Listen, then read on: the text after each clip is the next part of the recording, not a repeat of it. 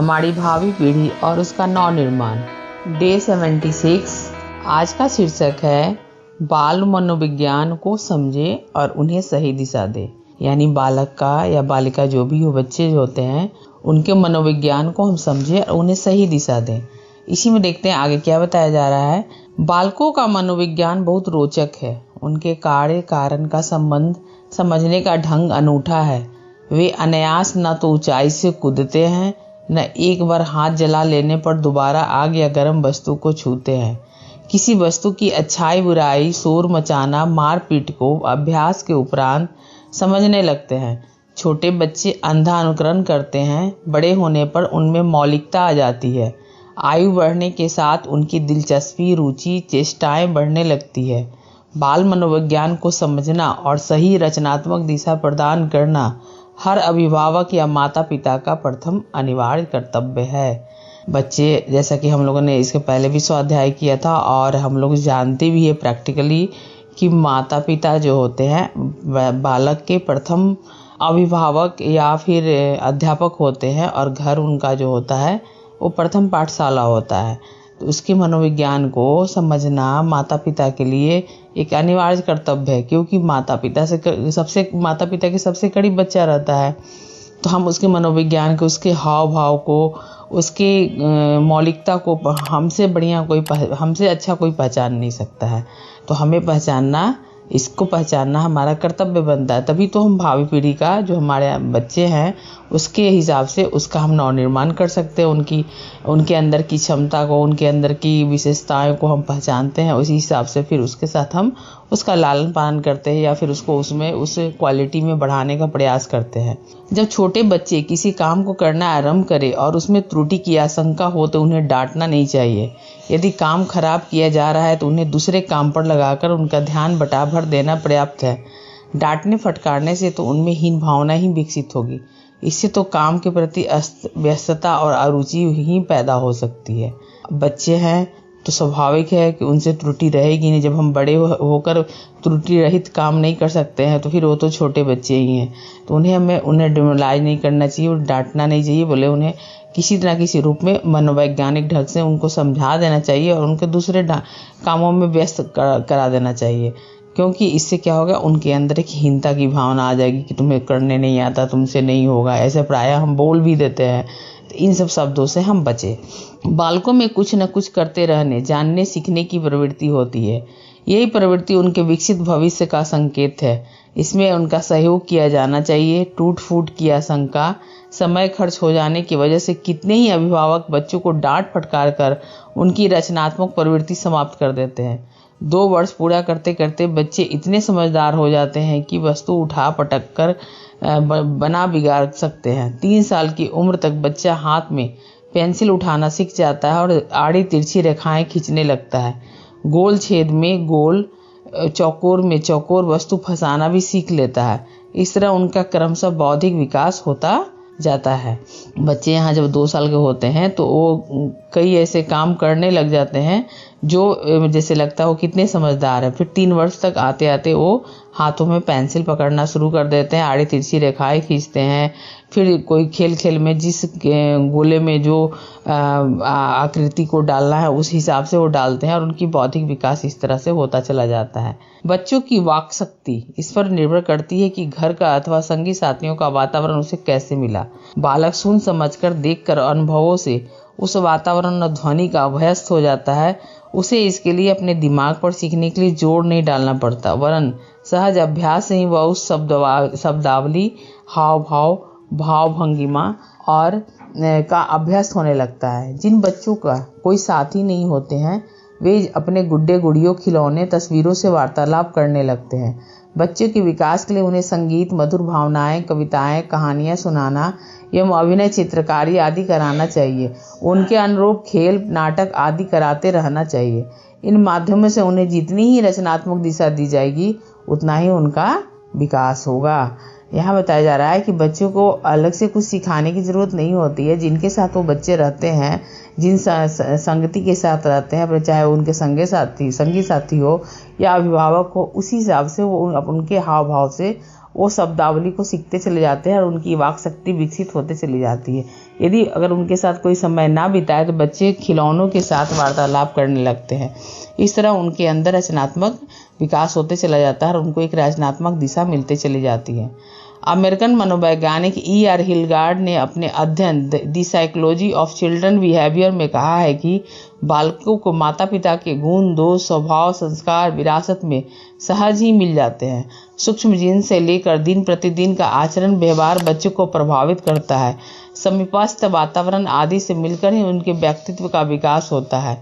इन सब के अतिरिक्त शिक्षण का अपना महत्व है, जिससे उसकी अनेकानेक विकास की संभावना का मार्ग प्रशस्त होता है। यहाँ बताया जा रहा है कि जो भी आदतें होती है, जो भी उनके अंदर गुण दोष होते हैं, वो उसको अपने माता पिता से, परिवारजनों से विरासत में सहज ही मिलते चले जाते हैं। हिलगार्ड के अनुसार लोगों का यह अनुमान सही नहीं है कि बच्चा बोल नहीं पाता, इसलिए कुछ नहीं समझता।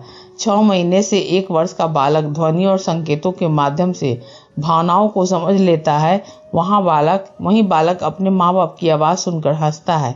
पशुओं की आवाज़ अथवा विस्मय डरावने संकेतों से उसे कुतूहल होता है और वो डरता है।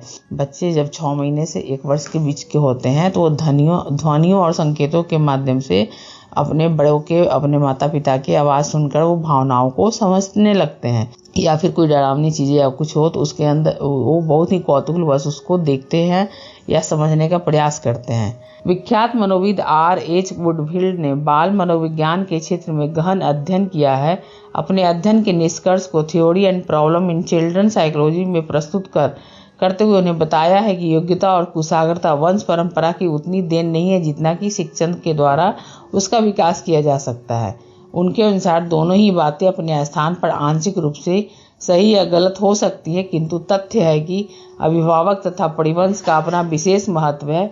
जिज्ञासु प्रवृत्ति यदि उसे विरासत में प्राप्त हुई हो तो बौद्धिक विकास की संभावनाएं अधिक सुनिश्चित है। जिन बच्चों की जिज्ञासु प्रवृत्ति मंद है अथवा है ही नहीं, उन्हें कोई वस्तु दृश्य आकर्षित नहीं करते, वे सामान्य बुद्धि या मंद बुद्धि के रह जाते हैं। जिनके मन में नित्य नए प्रश्न उभरते हैं, वे विशद ज्ञान के भंडार संचित कर लेते हैं। माता पिता को चाहिए कि ऐसे बच्चों की प्रश्नोत्तरी को दमित करने का प्रयास न करे, उसे संतुष्ट करने का प्रयास करे। इससे उसके मन की परतें खुलेगी और ज्ञान विकसित होगा। यहाँ भी वैज्ञानिक जो है वो बता रहे हैं कि हर बच्चे की योग्यता और कुशाग्रता अलग होती है और ये हम सोचते हैं कि उनकी वंश परंपरा की देन है, यानी डॉक्टर के बेटा डॉक्टर ही बनेगा, वकील के बेटा वकील ही बनेगा, कलाकार के बेटा कलाकार ही बनेगा। ऐसी बातें नहीं होती है। हर व्यक्ति, हर इंसान, हर बालक जो है एक अपना एक क्वालिटी लेकर पैदा होता है।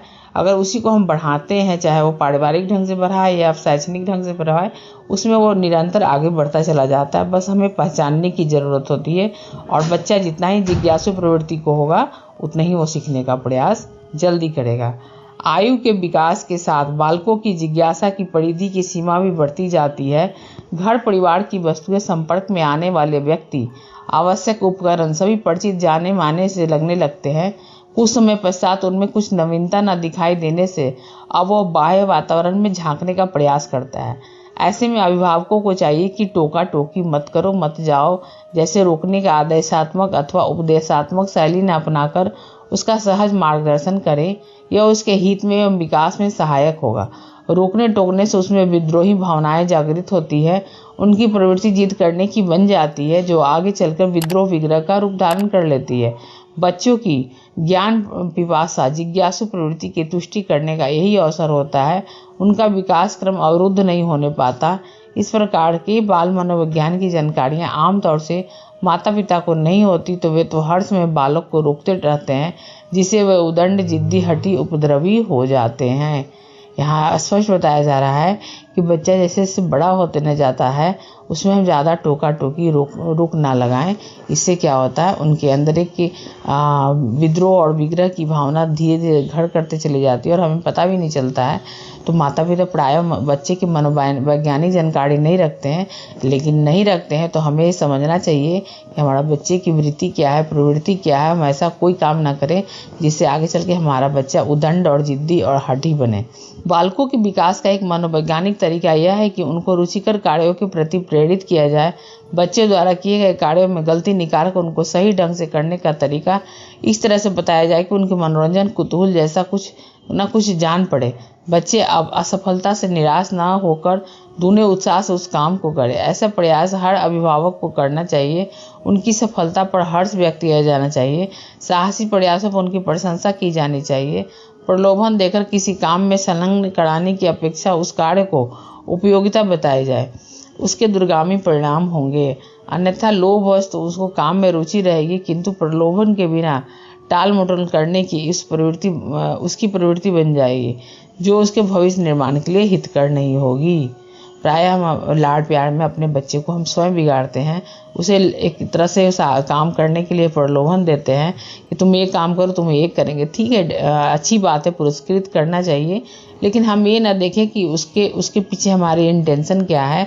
हम जो उसको काम करें तो कहीं उसको उद्दंडता को बढ़ावा तो नहीं दे रहे हैं। तो इस तरह से हम बातों का ध्यान रखें। उक्त मनोवैज्ञानिक तथ्यों को ध्यान में रखकर प्रत्येक अभिभावक अपने बच्चों के अंतराल में नीत विकास एवं प्रतिभा के बीजों को न केवल अंकुरित कर सकता है, वरन उनका संवर्धन भी कर सकता है। उन्हें न समझ पाने के कारण उनके बच्चे कुंठा का शिकार हो जाते हैं। अनेक प्रतिभा के खजाने यूं ही दबे छिपे पड़े रह जाते हैं।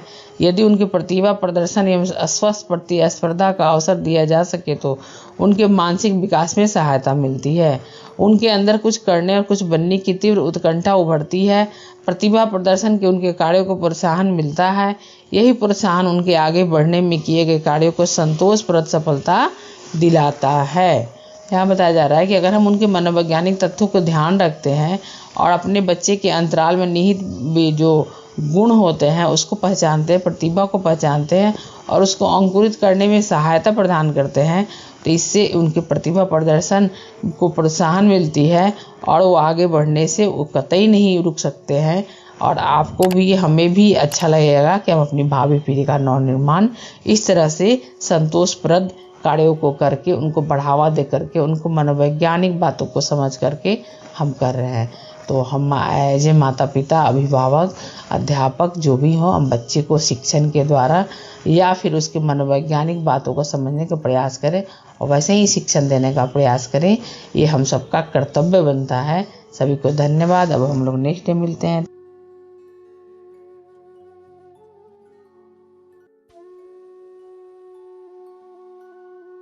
हमारे YouTube चैनल को सब्सक्राइब करें और बेल आइकन को दबाकर ऑल पर क्लिक करें ताकि आने वाले सभी वीडियोस की नोटिफिकेशन आपको मिलती रहे।